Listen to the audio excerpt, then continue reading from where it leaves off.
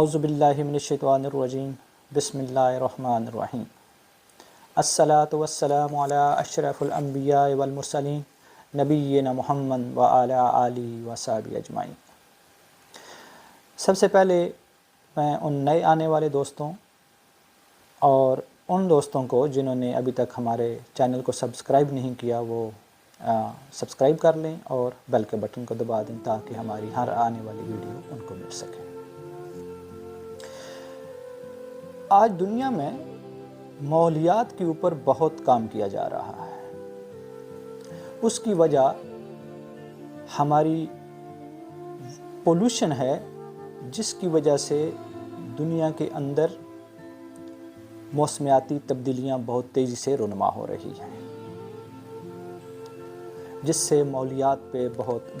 برے اثرات پڑ رہے ہیں۔ دنیا یہ سمجھ رہی ہے کہ اگر ہم نے آج پولوشن پہ یا ان چیزوں پہ جس سے اس پلانٹ کے اندر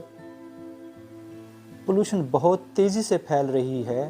اس سے یہاں زندگی کا چلنا اور سانس لینا محال ہوتا جائے گا۔ آپ دیکھ سکتے ہیں کہ پچھلے کچھ عرصے میں کچھ ممالک میں موسمیاتی تبدیلیوں کی وجہ سے یا تو بارشیں ہو نہیں رہی ہیں، اور جب بارشیں ہوتی ہیں تو اس سے سیلاب اور تباہ کاریاں آتی ہیں، اور وہ ممالک جو پہلے ہی خشک سالی اور قحط سالی سے جوجھ رہے تھے، وہاں کے حالات اور مشکل ہوتے جا رہے ہیں۔ اس سے سائنسدانوں نے یہ اندازہ لگایا ہے کہ اگر آنے والے سالوں میں ہم نے اس چیز کو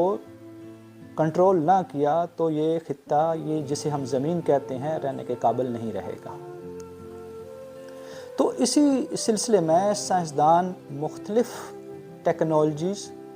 اور مختلف چیزیں ایجاد کر رہے ہیں اور بنا رہے ہیں کہ جس سے اس پلانٹ کو محفوظ کیا جا سکے۔ جہاں آنے والے دنوں میں بہت سے اور بحرانوں کا سامنا ہے، وہیں پہ انرجی کے بحران کا بھی سامنا کرنا پڑ رہا ہے۔ اس لیے دنیا آلٹرنیٹیو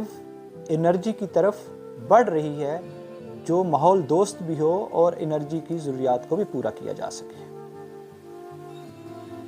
اسی سلسلے میں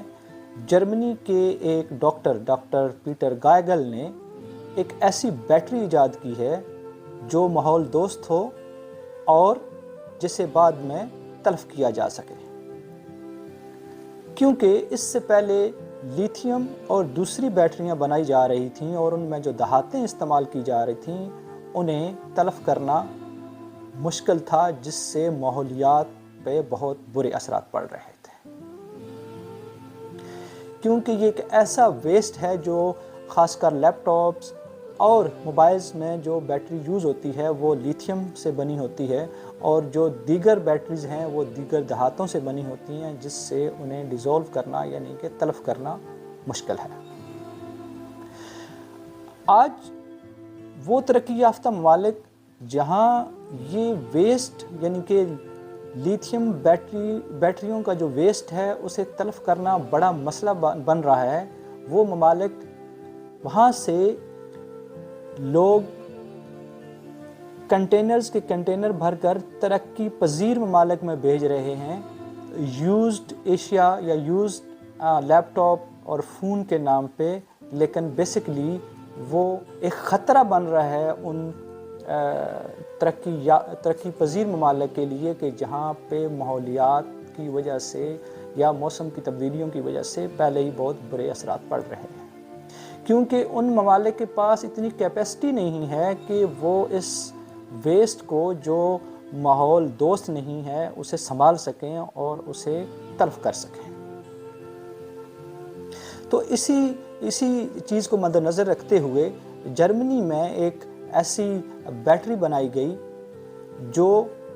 تلف بھی ہو سکے گی اور ماحول دوست بھی ہے۔ اس میں ایسی چیزیں یعنی کہ دھاتیں استعمال نہیں کی گئی ہیں، ایسے سیل استعمال کیے گئے ہیں جو پلاسٹک اور ایسے پلاسٹک سے بنائے گئے ہیں جو ماحول دوست ہو اور جنہیں تلف کیا جا سکے۔ کیونکہ آنے والے دنوں میں اسپیشلی آٹوموٹیو انڈسٹری چونکہ بیٹری پہ منتقل ہو رہی ہے، تو وہاں پہ ایک لانگ لاسٹنگ بیٹری کے جو ایک لمبے عرصے تک چارجنگ کو سنبھال سکے، ایک ایسی بیٹری کی ضرورت تھی۔ تو 80 ملین یورو سے سٹارٹ کیا گیا یہ پروجیکٹ اپنے آخری مراحل میں ہے۔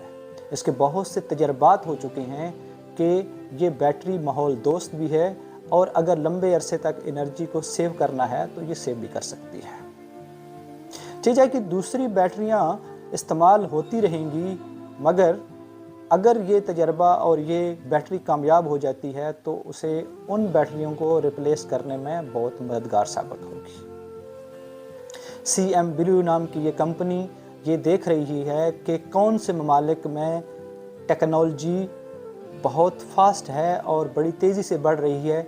تو اسی سلسلے کو مد نظر رکھتے ہوئے کمپنی نے یہ اعلان کیا ہے کہ وہ اپنی پروڈکشن سب سے پہلے امریکہ میں سٹارٹ کرے گی،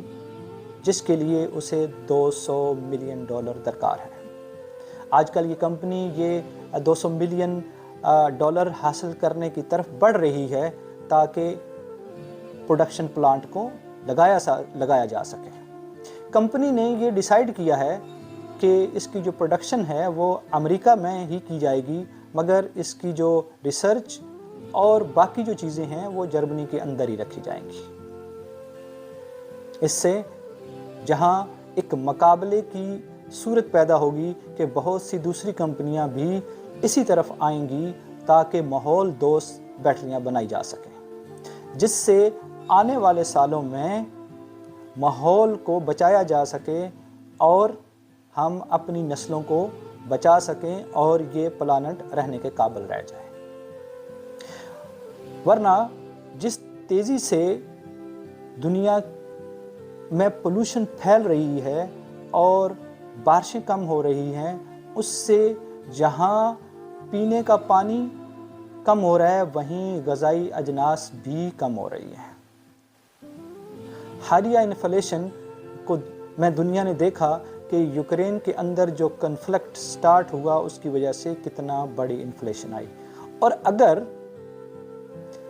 ماحول کے اثرات کی وجہ سے یہ بارشیں کم ہو جاتی ہیں اور زرعی اجناس کم ہو جاتی ہیں تو اس سے آپ اندازہ کر سکتے ہیں کہ دنیا میں غذائی قلت پیدا ہو سکتی ہے۔ سائنسدان یہ کوشش کر رہے ہیں کہ کسی نہ کسی طریقے سے اس پلانٹ کو بچایا جا سکے تاکہ یہاں زندگی رواں دواں رہے۔ اللہ تعالیٰ میرا اور آپ سب کا حامی ناصر۔